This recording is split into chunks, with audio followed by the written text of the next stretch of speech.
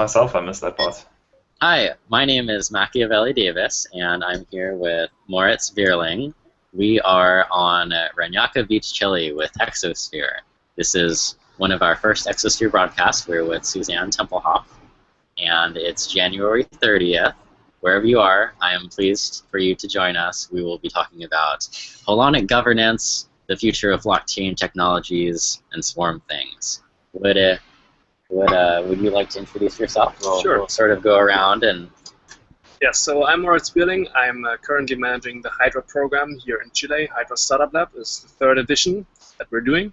And it's in partnership with BitNation that we've actually been able to bring the two guys behind me here in a special BitNation scholarship, which allows them to come here, work with us in the Hydra Startup Lab, and then also work with BitNation to work on new ways of doing what? Well, currently what we're working on is making blockchain technology and cryptographic technology more accessible. There is unfortunately a kind of mismatch here between really good technology like blockchain and really good-looking technology like Angry Birds. All right. So we're trying to marry the image of yuppie technology with the privacy and decentralization of blockchain technology. All right. Do you want to introduce yourself as well? I'm Connor. I'm one of the BitNation scholarship candidates, as Moritz said. And along with Tristan, we've been here for 2 weeks on the Hydra bootcamp run by Exosphere, just learning about everything from virtual reality to entrepreneurship. And I'm Tristan. I'm a web developer / digital nomad / activist. And I think the main goal of our involvement here in terms of BitNation is working on creating some substance for the Pangea judicial framework. Okay. I'd love to hear more about that in the future. Susanne, would you be interested in introducing yourself next? Yeah, hi. So I'm Susanne Tarkowski Tempelhof, and I'm the founder of BitNation.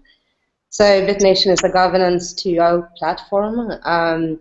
Basically, what we're trying to do is create the world's first virtual nation using the blockchain technology, because we are against the notion that people, just because they are randomly born in a specific geographic area, should just have one governance service provider to choose between, and that is implemented by force, right? So we're trying to create a borderless, voluntary, and decentralized alternative, basically sound governance. So in the same way Bitcoin has created sound money, voluntary money, we are creating sound governance based on the Bitcoin technology.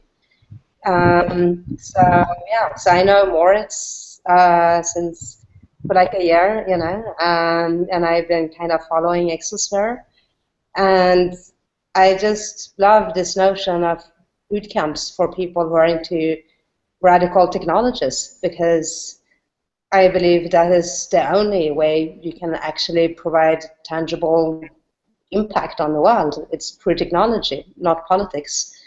So yeah, it's. I haven't been to Exosphere myself, but it seems like a really cool, inspiring environment. So it's cool. All right, thanks, Susanne. Andrew, would you introduce yourself next? Hi, my name's Andy. I'm actually based in South Africa, which is the S part of BRICS. So I'm the ambassador for Southern Africa. Most of the work that I do for BitNation is from a marketing and PR perspective, although that's not obviously our focus at the moment, especially with the Pangea development under full steam.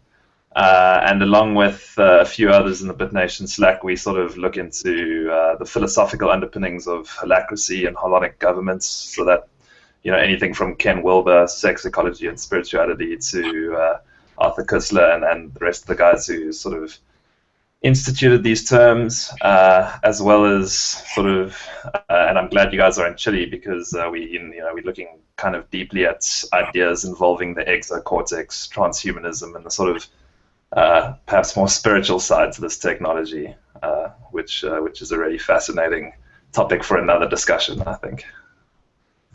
Yeah, it's interesting how artificial intelligence and transhumanism, all those things, even robotics are sort of all kind of starting to come together, like all these moving pieces are sort of, I think within the next decade, we'll see like all those pieces integrating into something extraordinarily powerful.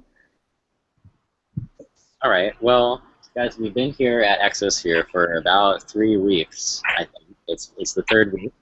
And what have your feelings been so far? What have you learned? What have you seen? What's it been like for you? Have you been outside of your home country before? Yeah, I've been outside of my home country once or twice. My mom doesn't see my face very often.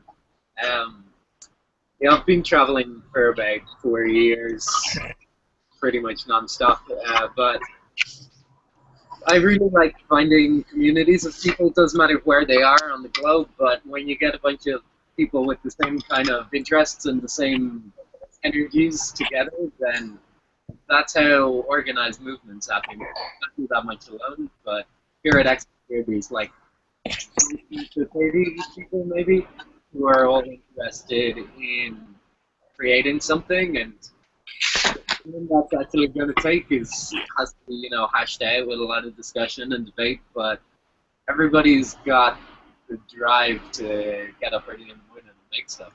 It's a really exciting environment, and I'm amazed in just 2 weeks how much progress we have made. I'm very encouraged with my experience so far. Tristan, what have things been like for you? Well, to be honest, I was mostly coming down here to avoid the winter, but my very low expectations have been completely shattered. I was hoping to make a lot of personal progress in terms of development, and I found that this atmosphere of other people who are on the same task has been really uplifting and inspiring. Topics like blockchain and Ethereum and the future of governance are like they fascinate the people here, and just to be in that environment has just really helped me increase my own interest in helping out.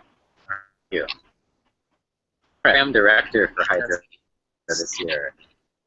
The participants, and today now you're the director. How have things been this time around? Yes, I mean, Hydra 3 is the first edition of Hydra that takes a specific focus also on technology. It has been part of our previous bootcamps as well, but this time it has been in the title.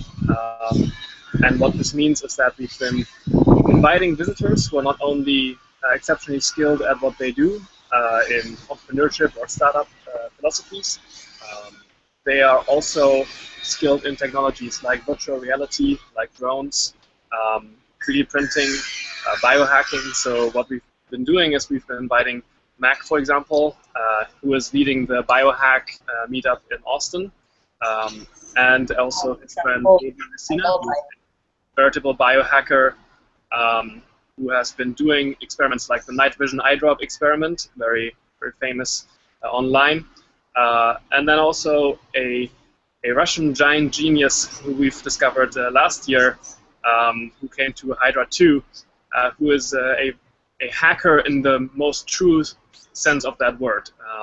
Hacker not being somebody who only manipulates code, but who also manipulates hardware, manipulates all kinds of things to form systems or to adapt systems to his own purpose. And so that's what we've been doing for the past 3 weeks. We've had a self-built 3D printer, we've had drones, we've had biohacking, we've been doing a biohack experiment with a horse heart.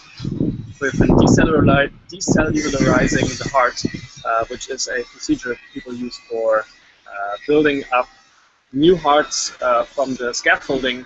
Yes. So to then be able to transplant them to new people with a much lower chance of rejection.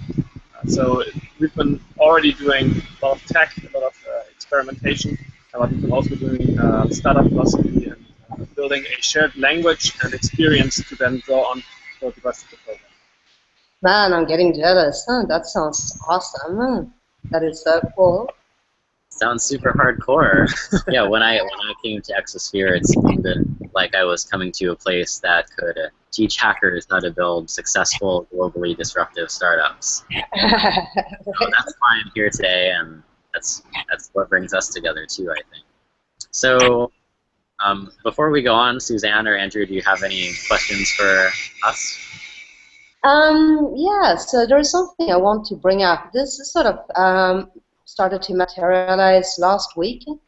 So we have been talking recently about that in our Slack chat, about holonic governance, right? And as it turns out, like one of the best Ethereum front-end developers is based in Rio de Janeiro. So we're going to have a meetup on either Tuesday or Wednesday this week to sort of hash out the holonic constitution and create a DAO on top of Ethereum and the crypto equity that goes with it. Yeah, I know a lot of you guys are into like governance, DAO, government structures. For those who listen and don't know what a DAO is, it's a decentralized autonomous organization. So, you know, I would really like to pick your brain on that. We could even maybe have like you know, mini workshop live on the Hangouts, if you guys like. Yeah, that sounds really good. For that. So the organization Tristan and I are starting, a marketing agency to help promote the adoption of blockchain. Tristan suggested that it be governed holonically, and I said, yeah, that sounds awesome. So we really need to figure out the specifics of how that's going to happen, like if we'll have votes online or just like the brass tacks, the nuts and bolts of how to run an agency in that unconventional kind of manner.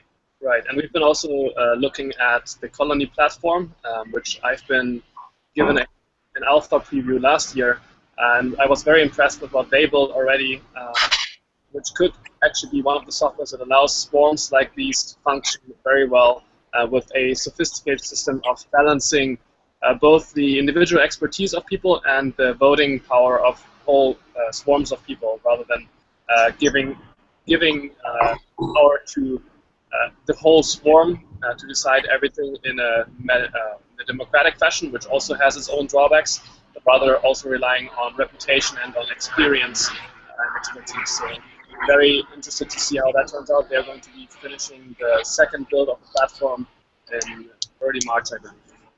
Yeah, I've experimented a bit with all of them. I think the major one now is Colony, as you mentioned. I was personally very impressed by Colony because, and I've told them this directly, by the way, you know, I'm not saying this like sort of behind anyone's back. I think their algorithms are a little bit too statist for me. I don't like when there are so many rules. I don't think that just applies to a very specific community and doesn't allow for much movement. So I think for BitNation it would be way too restrictive, you know, in terms of like each person can only invite this many people into this group and blah blah blah.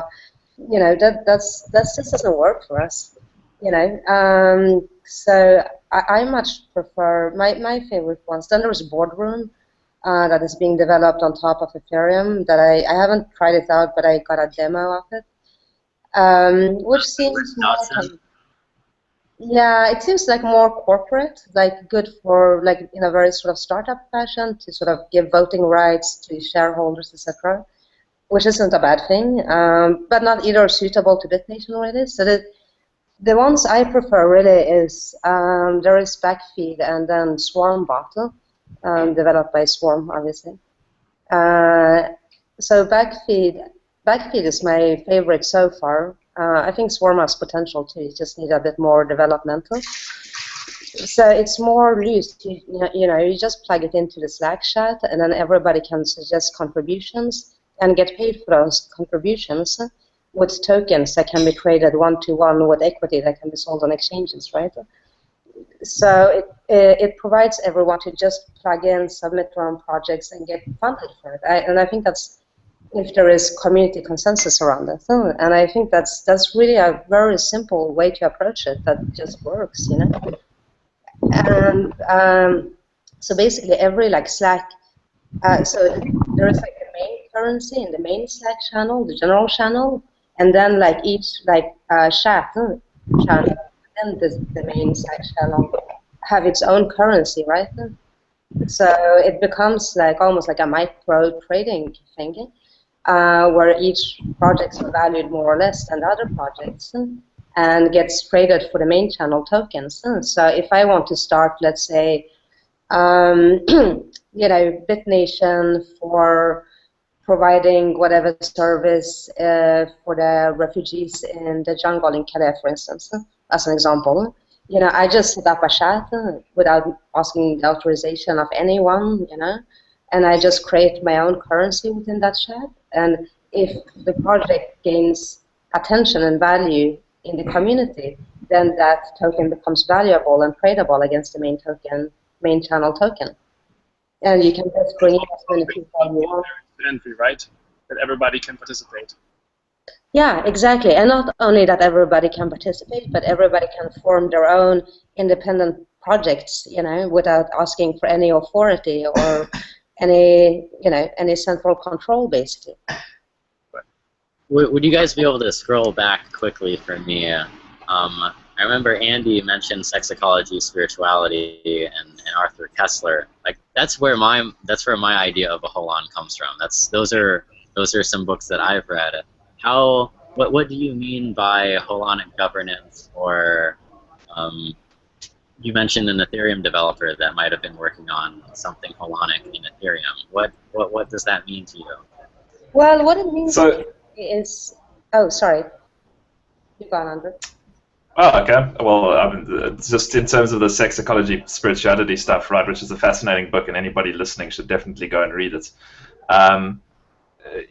Wilbur sort of argues that it's holons all the way up and down, right? Screw the turtles. We're really talking about these. A holon is both something which is a whole, right, and a part of something bigger, right? So it's not the great chain of being; it's the great holarchy of being.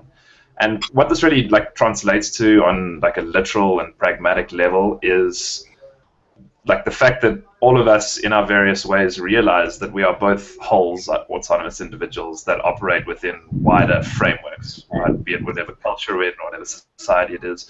So the question that we're really trying to deal with is, how do we take this natural intuition about the ways in which we interact with the world and with ourselves and with others and turn it into a really neat, really usable, really pragmatic user experience? And that's the killer app of governance 2.0, right? Is if you can take holons, i.e. the way which people intuitively interact with the world, and turn it into something that they understand and can use on an everyday basis, then that's gold, right? And so some of the problems that we've had, people coming in and not understanding what holons are, and then this idea, while it's really great as an idea that anybody can come in and just create whatever project they want and go for it, in practical reality, I'm not sure how many people there really are that have that level of motivation and understanding and technical know-how to just sort of dive straight in, right? So that's, I think, what Susanne's talking about now, getting a really great front-end developer who's familiar with Ethereum that can build a really neat UI UX for us to use, and B, we're really talking about a chat application, which is what everybody understands because it's what we all use these days. But instead of WeChat, where you can just transfer money using old legacy systems that are already inefficient and insecure, here you can transfer value, right? You can transfer information, you can transfer governance services, and this is the problem that we're dealing with, right? How do we take a chat application, make it as intuitive as Angry Birds, but effective at the level of governance, right? Yeah, and I think if you look what a government is supposed to provide, if you strip a government down to its very basic concept, a nation-state government that is, it's kind of the night watchman state, right? And the core functions of a government is really to protect people and their property. It's security and protection of property, right? And actually now that more and more property is becoming digital, and everything is happening online, like trade agreements, land titles, childcare agreements, marriage, etc. That kind of moves into a digital space, and we can actually provide for a lot of that through dispute resolution. And then basically people can choose their own code of law, right? Sharia law, civil law, common law, whatever it may be. They can choose their own arbitrator or upload themselves as an arbitrator. So basically, we're creating a blockchain jurisdiction. That's what we're really doing. A brand new legal system, polylegal legal system. if the two parties in a dispute voluntarily choose different codes of law? What would happen if you got a dispute between a guy who opts into Sharia law and a guy who opts into common law? I don't know, I'm just being devil's advocate here. Well, if they go to the chat to get dispute resolution, they sort of go in there to try to find common ground.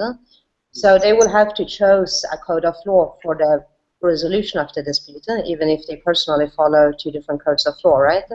Right. So, I mean, the most usual one for like international agreements are generally common law because it's kind of easily understandable and you can sort of build it up easily. Civil law is very complex, but or they can choose to not choose any code of law at all, and just go for the arbitrator straight away, and hope for the best, right? Sometimes people So just granularity is basically the virtue here, that you are able to choose for each individual agreement you have with other people a different set of code if you want that, or it's the same set every time, which allows you to draw on the services of many different people and to have innovation happen in that space of governance, where people can basically just post a code basically to the whatever repository of codes we have, and then people can draw upon that, and those who are working the best for most people can have spread from there.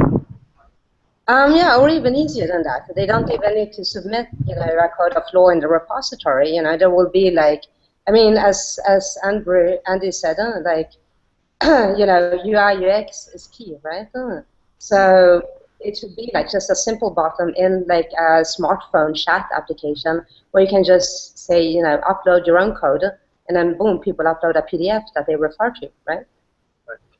So people should be able to also write their own code of law if that's what they want, or use the code of law of, Liberland, or the code of law of, the state of Mississippi, if that's, that's what they wish. And then, and same with arbitrators, and even lawyers. Like, I can say, I don't have a legal degree, but I have, experience solving disputes with construction workers in Brazil, and this is my side. I'm going to charge $10 an hour to act as a mediator in this kind of disputes with the knowledge I have. So that also completely decentralized, that whole, like, the jurisdiction market, basically, right?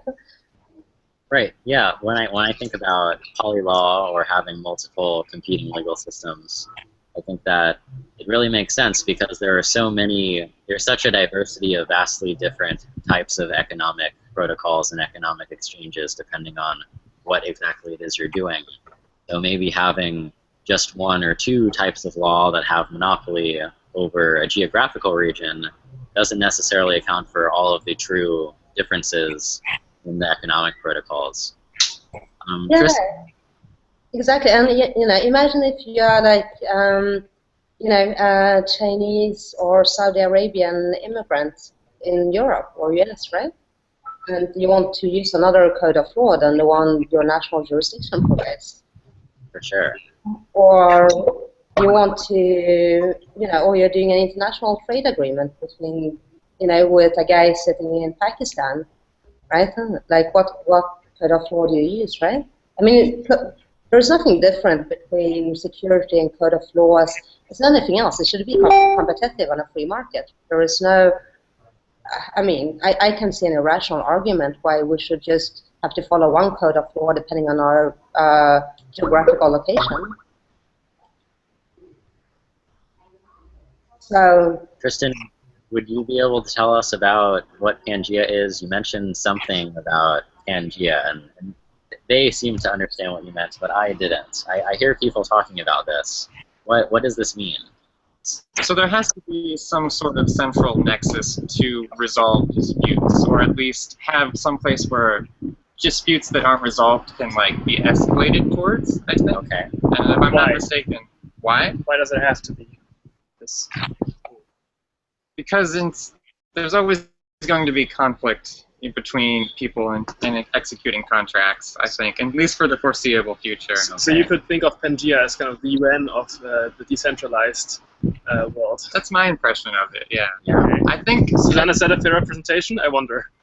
Well, I kind of jokingly call it crypto UN sometimes, but so what I think my kind of future vision is that we are creating like a base protocol for a virtual nation, and the point is to get it forked, right? We want to have a free market of competing nations.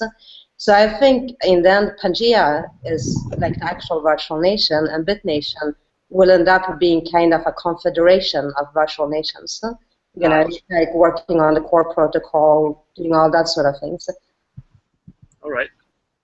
Like the dispute resolution protocol, basically.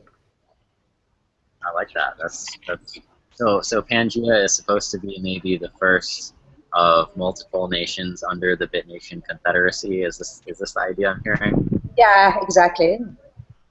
Okay. So I mean, we're already kind of a virtual nation, in a way, because we provide basic governance service like ID and public notary, and we're also a nation, which is the definition of a nation according to Wikipedia. So I mean, BitNation is already a virtual nation in many ways, right? But we're gonna, I mean, when Pangea gets released, it's gonna be like really a full-blown virtual nation. Now we are kind of in a very early experimental stage of it, kind of testing the ground, right? Yeah. So also, I wanted to get back a little bit to the question of democracy. People throw around this word a lot, and people have like criticized me for being against democracy. But I think people don't really understand what I mean when I say democracy. I don't think democracy is a good idea because it's coercion, right? Just because just because I'm outnumbered and people are going to tell me what to do. I mean, that doesn't make any sense to me. That's not freedom. That's group coercion, right? It's mob rule. So that is why, that is the difference between holacracy. There is no coercion. If you don't like what one group is doing, you just go off and start your other group, and you're free to join or leave any group you want at any time. There is nobody who can coerce you simply because you get outvoted. So this is why I want to have a holocratic structure rather than a democratic structure.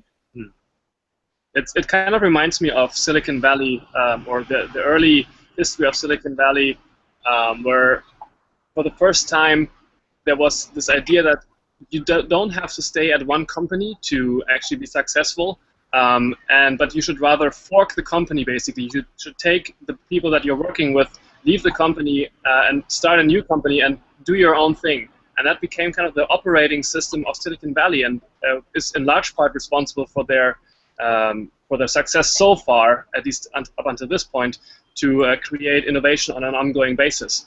And so it seems like if you're able to provide an environment where people feel that it's safer or even more rewarding or more, the risk is not as high to fail, that there's a appropriate reward for the risk of starting your own company, then people will do that a lot more than they would stay where they are. There's kind of a slant away from the status quo, but rather to a different way of being. So that creates an environment where people can try out new things and then see what works. And that seems to be what you're trying also to do with BitNation, what BitNation might enable.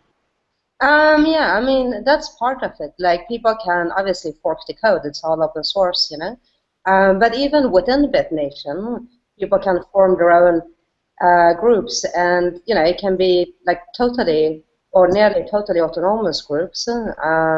That's just use a little bit of the BitNation core infrastructure, like the community, etc., branding, whatnot.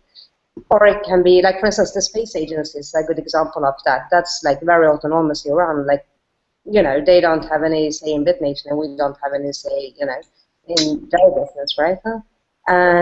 But it's still a good exchange, right? And so, or it can be like very much like a group that is a little bit independent, but still very much a core part of BitNation. Like, for instance, let's say the marketing team. could be viewed as an independent group, right? But they are very much part of. They are very not autonomous, right? And so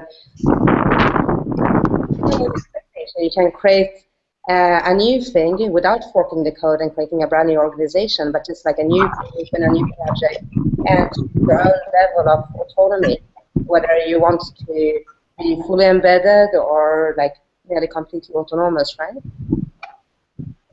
Okay, Susanne, I'm interested in what experiences you've had in your life that brought you to starting this BitNation concept. Why do you think that this is a good idea? What happened to you? What type of philosophy? Where did it come from? This passion for BitNation. Well, I think it started when I was really a kid because my father was a Polish refugee. Say that again? My father was a Polish refugee. He was stateless for 10 years in Sweden, and my mother was French. So, and Sweden is a very like boring, homogeneous country, and so I really couldn't find any rational why we should live there or like why we should fit in amongst these people, or why we should follow the same laws, or why this piece of paper would define where we were allowed to travel, or in this case, the lack of piece of paper, right? And then I kind of, I mean, this was before the kind of huge boom of internet and all these things, so I didn't really like know how to, like everyone, I thought it was better to kind of work inside the system, right, and change things from the inside. So I ended up working as a military contractor for 7 years in different war zones, 4 years in Afghanistan, and then the rest of the time between Egypt and Libya during the Arab Spring and the Civil War. And, I just sort of assisted in this process of like assisting to create and overthrow governments, right? And then you kind of like see how ridiculous the whole system is, because it's, I mean, a lot of the things we did was doing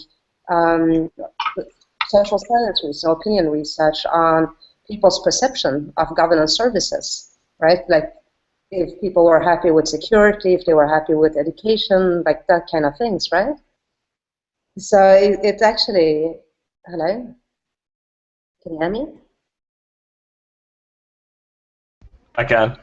I'm still here, and I can hear you. Yeah, I think we might just have dropped the connection with them. Yeah.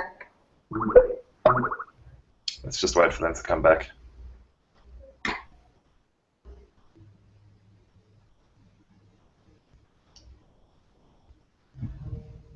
I wonder what that means for the live feed.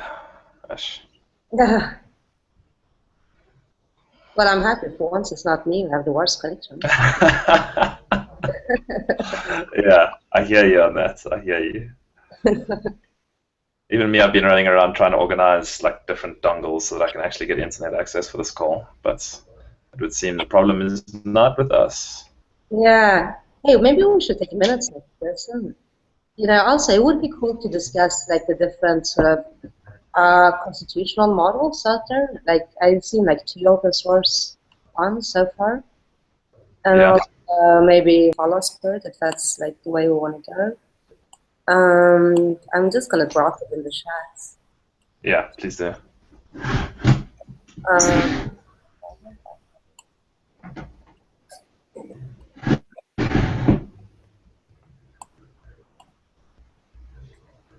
I have too many windows open.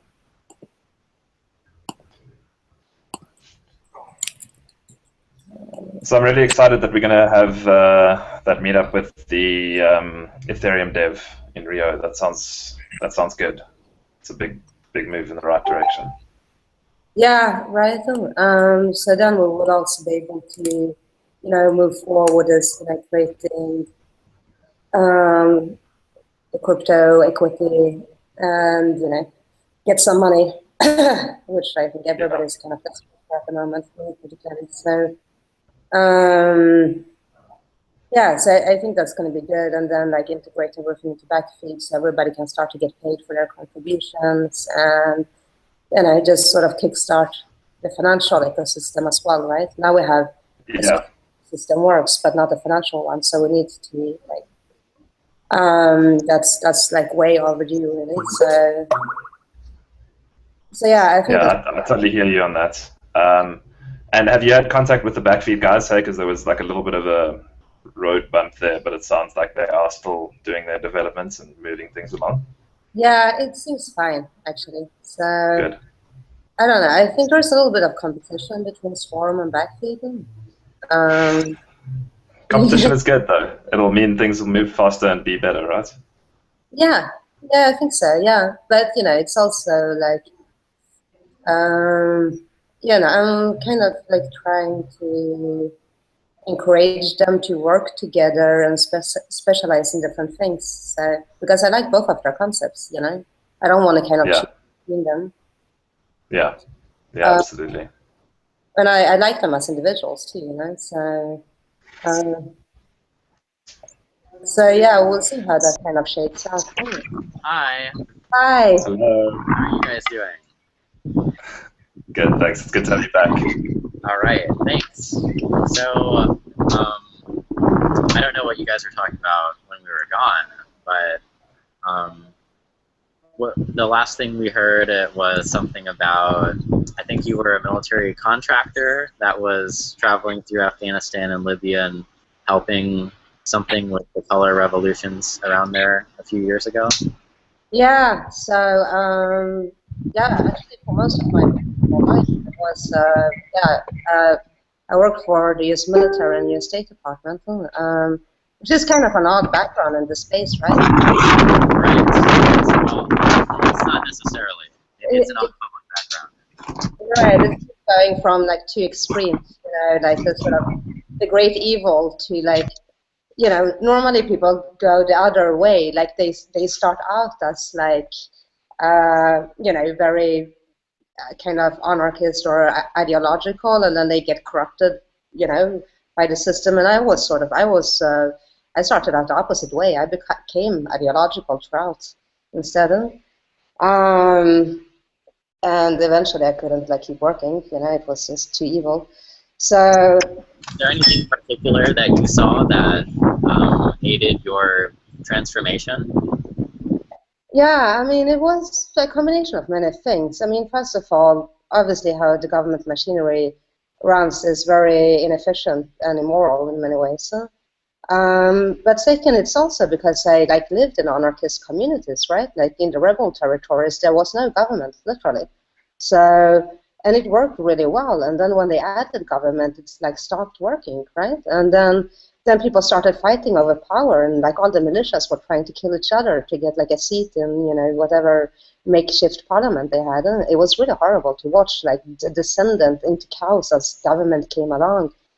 And in Afghanistan, it was much of the same. Like, we did social science research, and basically what everybody was telling us was like, hey, we don't have anything against Americans. We don't have anything against this, particular tribe or ethnicity. We just want them to leave us the fuck alone and let us run our lives as we want, right? Like, why should Kabul tell us how to live? We have lived like this for thousands of years. Like, nobody's going to come in and, And so I just realized, and it's true, like the time Afghanistan worked well was during the time of the Shah, the king, like 40 years ago, before the Soviets and before the Americans and everyone, right? Because then, the king was just ruling Kabul and nothing else, and everybody else was self-governing outside of Kabul. And that actually worked, right? It kept peace. And so I just realized that this one-fit-all model is complete insanity. Why should everybody follow the same government? Why should everybody follow the same law? Or it's just not compatible, especially not in areas with like many different ethnicities and religions even.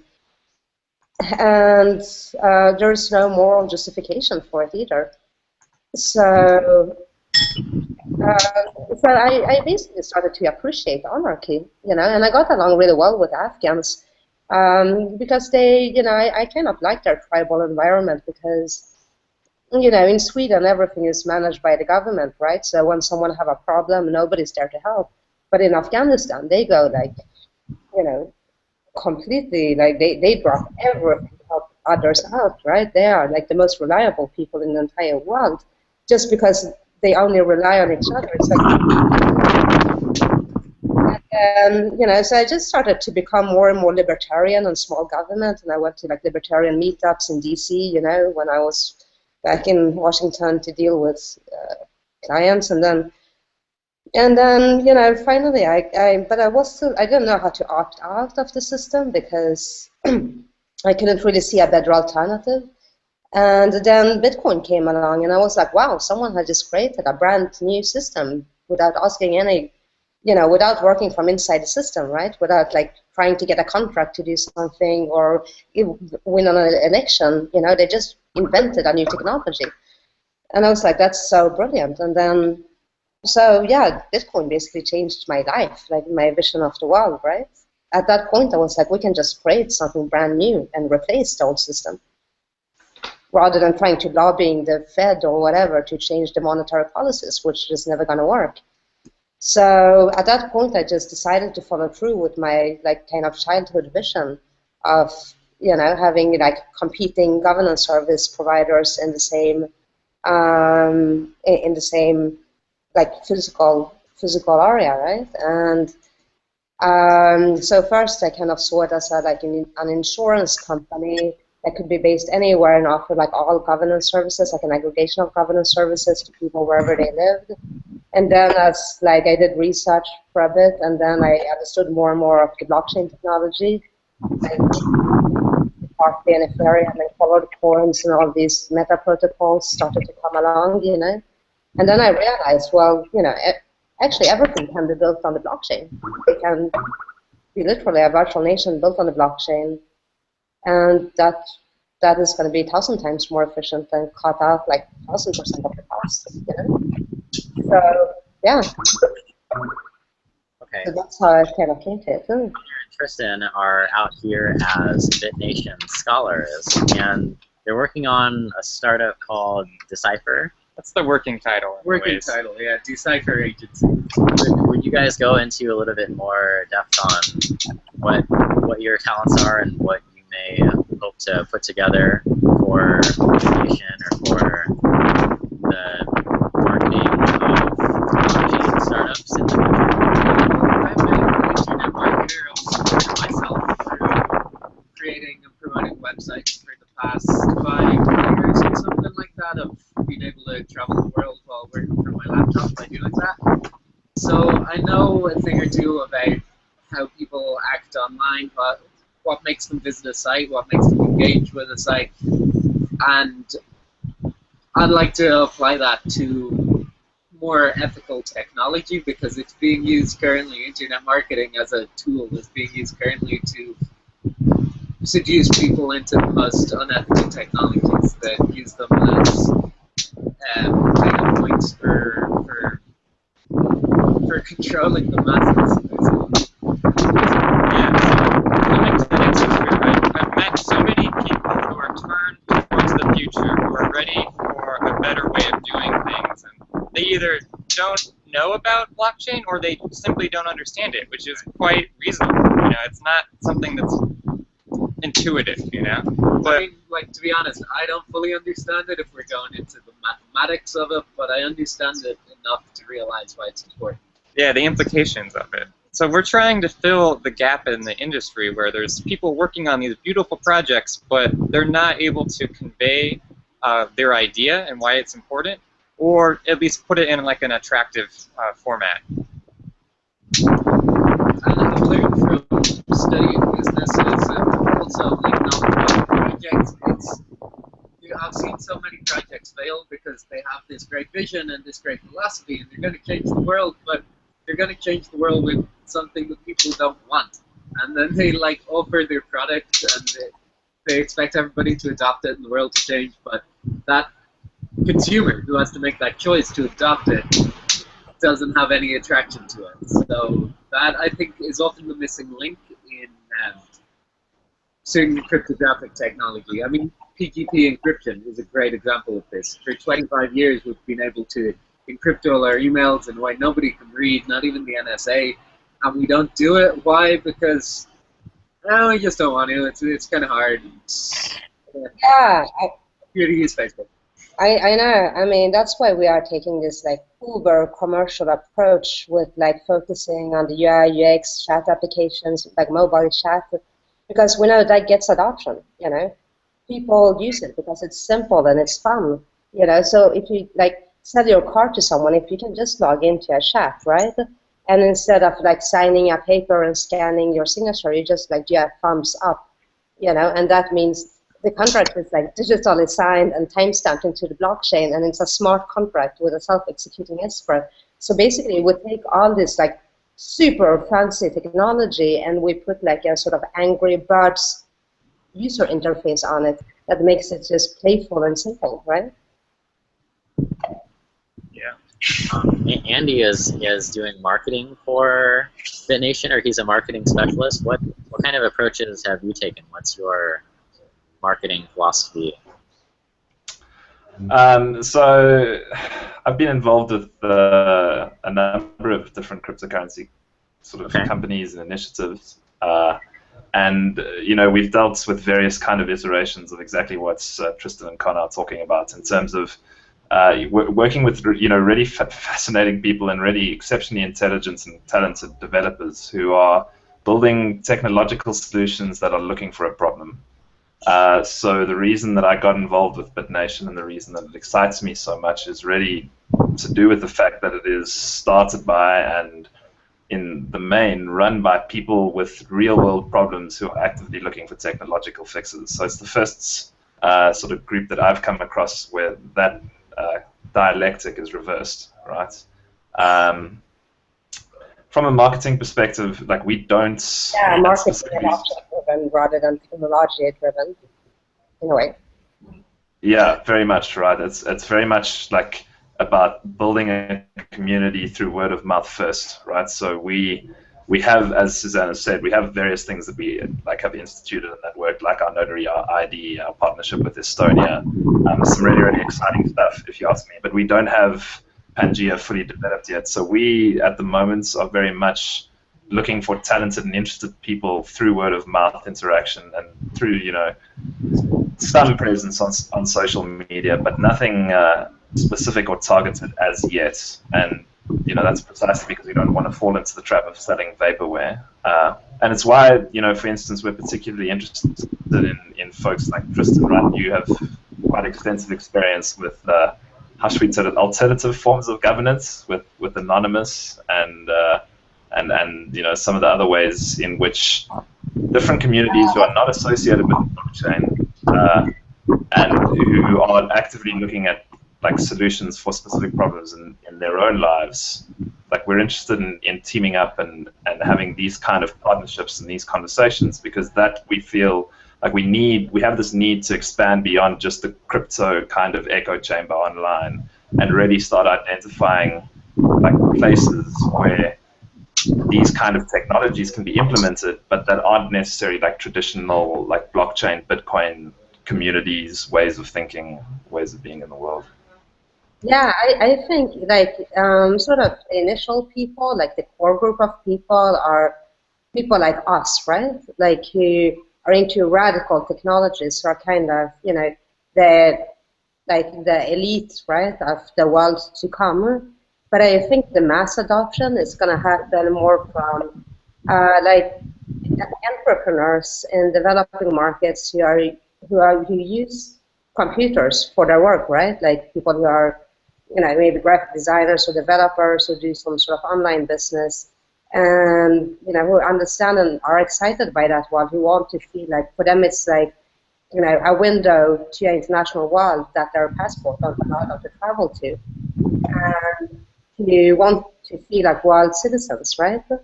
So, like for instance, like a young tech entrepreneur in Pakistan would be like a perfect example, you know, or Brazil for that matter, or and I mean, we're talking about really, I think, a revolution in that sense, because there are 80% of the world are in emerging markets, and they have very limited travel abilities, and they are just now like getting access to internet and computers at a reasonable price, right? So it's like really. Yeah. Such a big part of the world. in so fundamental ways. And I think that that's an important sort of feature to really emphasize here, is that like a lot of the work that's being done, and a lot of the great work, like there's some really fantastic stuff happening out there, but it's mostly happening in first world developed countries, right? So the UK, Estonia, the US, and really like most of the implementations of this kind of technology apply to like people in developing nations, right? So I have like I'm so jealous of you that you can be a digital nomad, because trust me, with a South African passport, it is a joke trying to travel. Like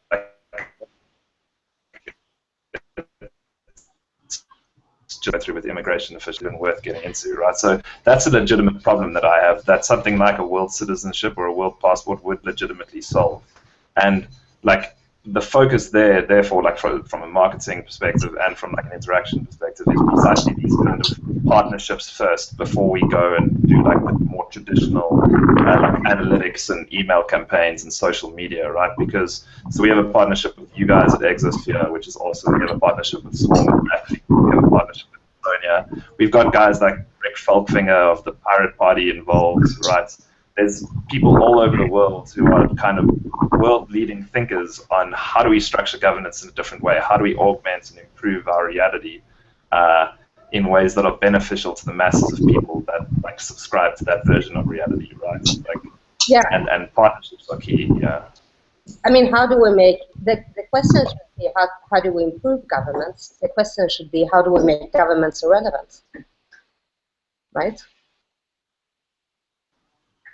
Because rather than improve a bad system, a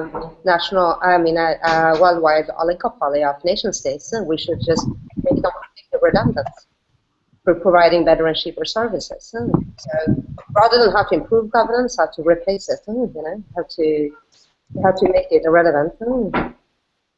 Over time, I think the strength of the blockchain economy and the blockchain worldview is something that will be growing and will possibly subsume all of the previous ways that we thought were so forever. The ideas about marketing to developing nations are really cool. Every time I go to a Bitcoin convention, everybody's always talking about the unbanked and how the unbanked will leapfrog all of the previous detritus that we have, that's essentially holding a lot of people in the first world back in many ways. Have you ever tried using a bank in a third world country? Like the worst user experience you could possibly. I mean, using a bank in between any two countries is a terrible user experience. You have to wait several weeks for your money to transfer, and there's just a lot. You have to put a lot of effort into it. Whereas with blockchain technologies, it's been reduced to almost zero. So we've got about 5 minutes left. Is there anything that you guys would like to ask to the BitNation or folk? talk about? Or talk about? I'd love to hear more details about Pangea and like maybe like the short-term and long-term goals of it from you two. Okay, so when we did the alpha platform, the initial one, we were kind of stressed out and we wanted to get something out, because we wanted to experiment with the technology, right? And now we're taking, now we don't have that stress anymore, now we have services that functions and market adoption. So now we're taking a very, very long-term approach to the Pangea development. So we're probably going to be developing it, or we're still like hashing out all the plans and doing all the initial research before starting the production. But it's probably going to take like a solid year before it comes to the level we want. But when it comes out, we want it to be like, super stellar, right? A really mind-blowing, beautiful, easy-to-use application with lots of functionalities inside it. And functionalities that work seamlessly. So is the idea that Ethereum smart contracts will be able to point to Pangea as a source of mediation in the event that some dispute arises? Exactly, but not just for disputes. Okay, so let me take an example. So basically, the Ethereum smart contract happens within the chat, right? So, you know, if you, let's say, Kristen wants to sell a car to me, right? So we log into a chat. We say, Kristen say, okay, I want to sell this Honda Civic, you know, and the Honda Civic becomes a token, a tradable meta token. And then that goes into a multi-sig escrow. And then I say, okay, I'm willing to pay 3 bitcoins for this car. And then those 3 bitcoins goes into the multi-sig escrow. And then Kristen say, okay, well, you know, I think I live in UK, so I think we should use, you know, British common law. And I say, okay, well, that sounds reasonable to me. So we just go and drag and drop that law into the chat through like just choosing an emoticon, basically. And then I say, okay, well, this arbitrator, we'll go to a list of arbitrators, and I say, well, hey, this guy looks cool, you know, he's my neighbor, and he only charges $2 per consultation, so I think we should take him, and he loves Hondas, apparently. So we add the arbitrator to the chat, you know, in the same way you just add someone into a Skype chat, you know. And then you can say, okay, well, I also want my mother to witness because she's worried about this transaction. So I add my mother into the chat, you know, and whatever other witnesses I want. And then we both say, you know, okay, we got the terms, it should be delivered on this date, everything becomes codified. And then, you know, we both sign off with our digital identity, you know, backed by the reputation system, so you know who we're dealing with.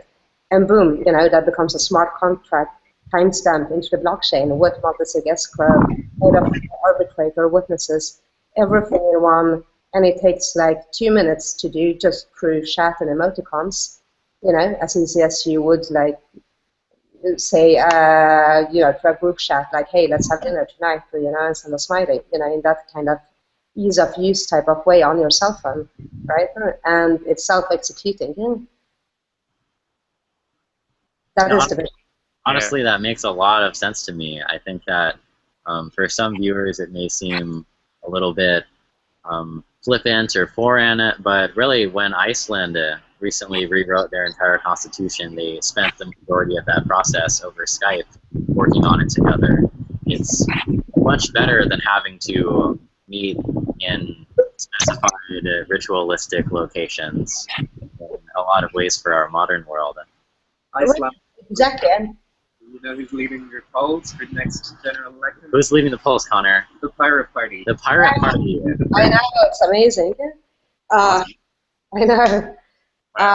But, you know, it's not just the cost. I mean, it's not just the physical meeting. It's also the flexibility in choosing the arbitrator you want, the code of law you want, adding other people's into it. Yes, in the chat, and also, you know, just to notarize a document, it costs a lot of money in, you know, many places, right? You know, to tokenize an item is virtually impossible, as far as I'm aware, in any physical jurisdiction. So it adds a lot of values physical jurisdictions just can't add. I mean, it's like 1,000% of improvement both in functionality and cost and flexibility. In 2016, we are here seeing new technologies allowing us to create better services than what's been available before. And I think through that, if we really are able to produce services that serve people better, we will be moving over to those better services. I'd like to thank Susanne and Ivy and Tristan and Connor and Moritz for taking place in our first EXO hangout ever. Let's show them the view before we go. Oh, show them the view. Yeah, we gotta show the view. Woo! We do. It's very.